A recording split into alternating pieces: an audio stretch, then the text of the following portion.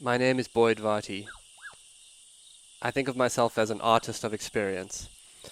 My passion is to create transformational experiences for myself and others as a way to explore what it means to truly live.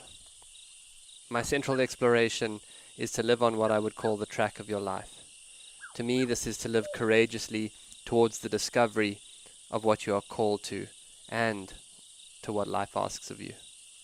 So much of how I live has been informed by my passion as an animal tracker. I'm following the trail of my own life and reporting back. This show is a daily broadcast from a treehouse on the Londolozi Game Reserve in the wild eastern part of South Africa. Londolozi is a 14,000 hectare wilderness reserve adjacent to the Kruger National Park. The land is home to lion, leopard, rhino, elephant and buffalo, as well as a variety of other animals. I am your host, Boyd Varty.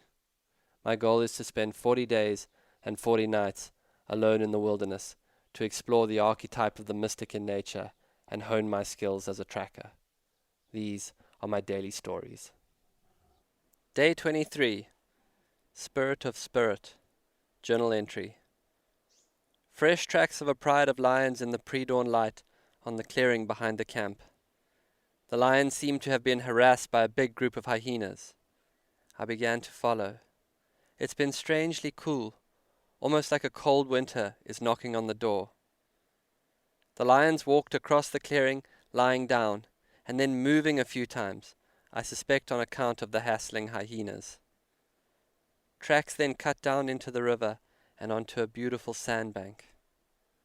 Here the sand allows you to see very clearly how the lions played with each other, bounding and stalking.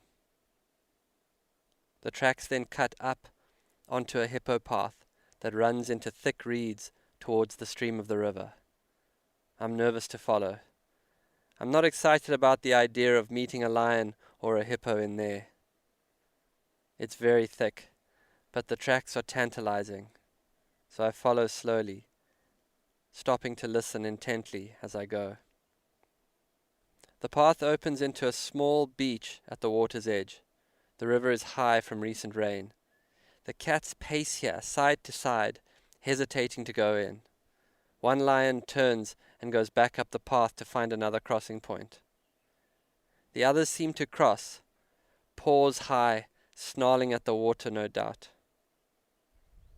With the water so brown and many crocodiles, I decide to find a better crossing point, which takes me a long way downriver.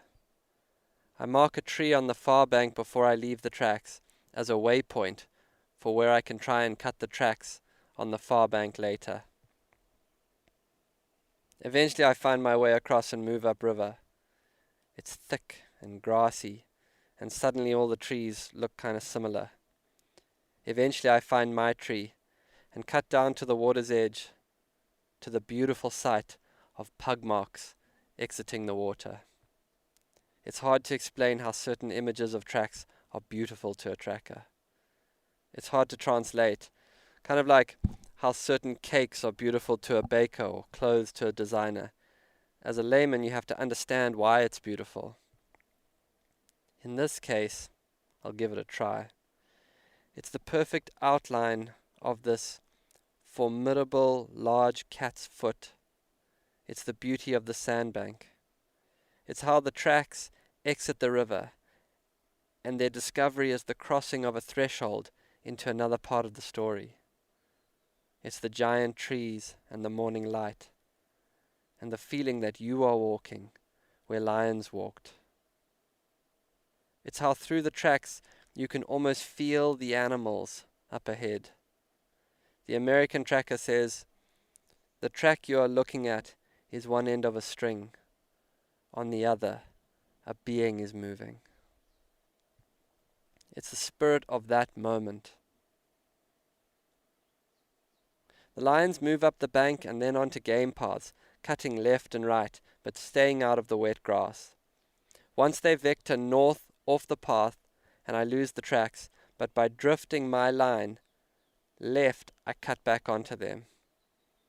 The lions move into thick grass, and I lose the tracks but keep moving forward. In the thicket, a clearing suddenly appears. Very short grass and white sodic soil around a wallow. The lions would love this terrain. Soon I'm back onto their trail. They walk down a rhino path over the imprint of where a rhino slept. Tracks are getting fresher. I can see where they lay down. The ground feels warm to the back of my palm from a lion's body. I throw my eyes a long way down the rhino path. Just where the short grass gives way to longer grass, I see the head of a lioness in the morning light. The feeling of finding them never gets old, and I'm charged with joy. One must practice alone, otherwise one ends up following faster trackers. And in this area, the Shangaan trackers are some of the fastest in the world. My mind flashes to a young tracker called Innocent Ngwenya. He is part of a new young elite group of trackers at Londolozi, and an instructor at the Tracker Academy, which is an NGO that trains young trackers in this ancient art form. Different trackers have different skills. Some might be very good when the tracks are confusing and go in many directions. Some might see tracks others don't. One might be good at predicting. Innocent is all of the above, with the addition of speed. His technical know-how is elevated by his capacity to follow and find animals fast.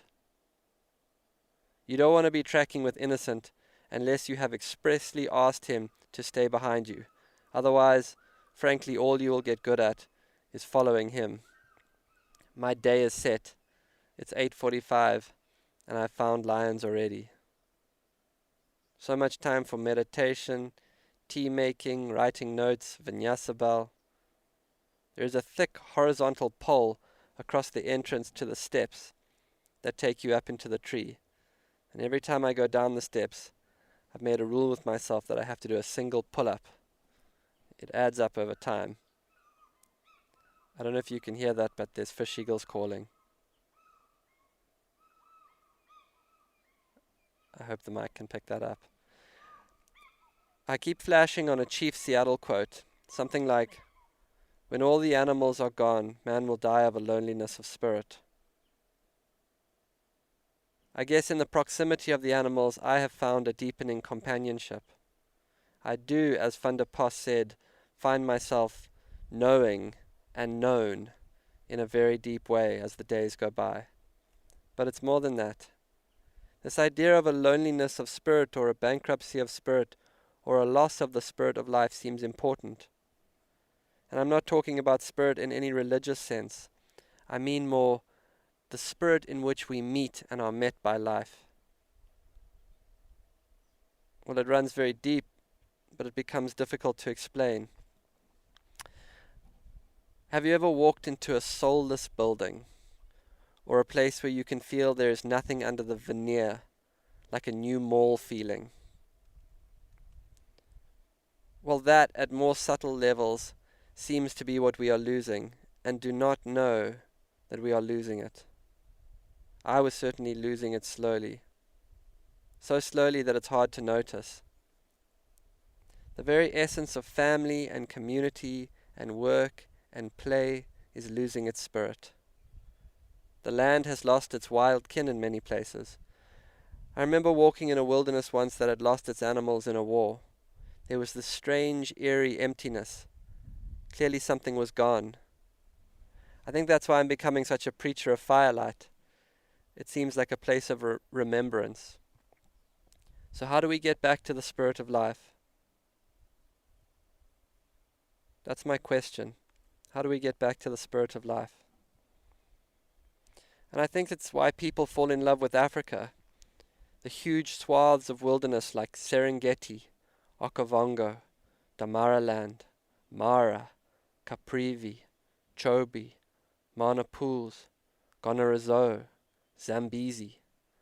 It's like the names themselves speak to a spirit of place.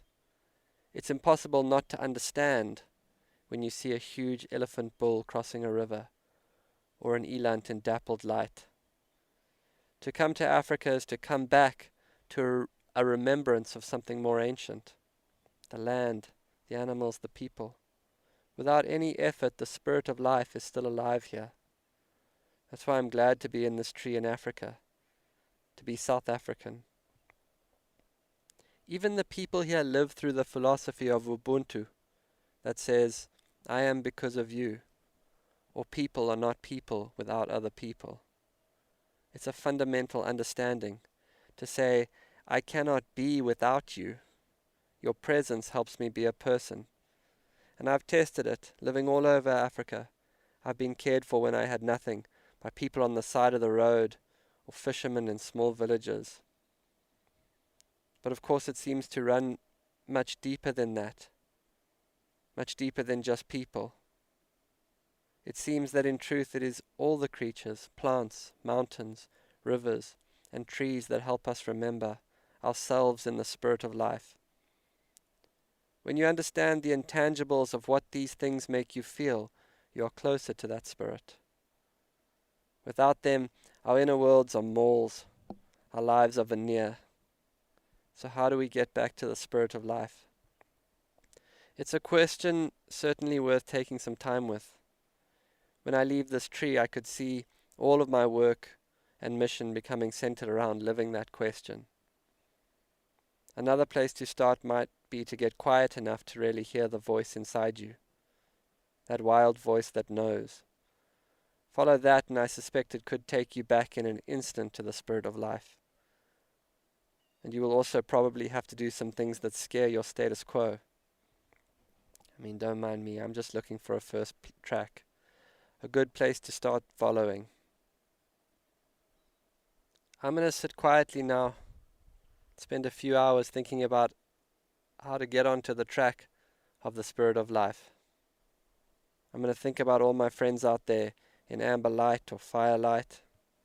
And then this afternoon, I'm going to turn my attention back to elephant tracking and see where that leads. 4-0. Out. This has been another episode of the Track Your Life podcast with Boyd Varty. Follow us on Instagram at Boyd_Varty, Twitter at Boyd Varty. Visit Boyd's website at boydvarty.com or subscribe to this podcast in your favorite podcast player. Please rate and review this podcast so that more people can find and enjoy it.